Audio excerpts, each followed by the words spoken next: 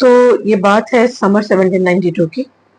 Jacobin club का जलवा पूरे फ्रांस में चल रहा था, लेकिन एक डिसकंटेंटमेंट, डिससेटिस्फैक्शन, सब सब कुछ चल रहा था। अब क्या होता है कि जैकोबिन क्लब ने डिसाइड किया कि वो इंसरेक्शन करेंगे अगेंस्ट द पार्टेरिशियंस। इंसरेक्शन क्या होता है जानते हो? इंसरेक्शन का मतलब होता है violent action against the existing government.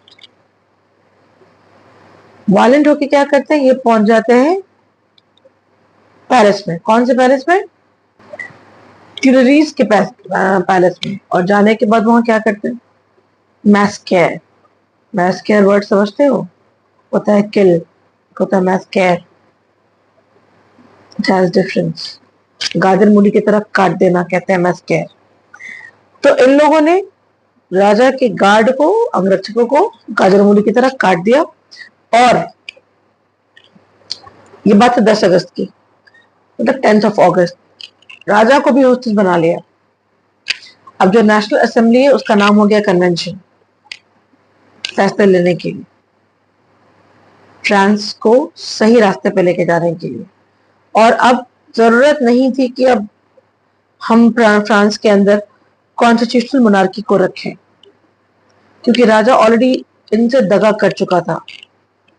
तो क्या होता है भाई, सितंबर 21 को 1792 को मोनार्की को कंप्लीटली अबॉलिश कर दिया जाता है। कन्वेंशन ने फैसला लिया, no more monarchy in France, और कंप्लीट रिपब्लिक डिक्लेयर होता है 1792 में फ्रांस। मतलब ये सारी कहानी 1789 से शुरू हो रही है, और 3 साल के अंदर आते आते हम लोग कहां पहुंच गए?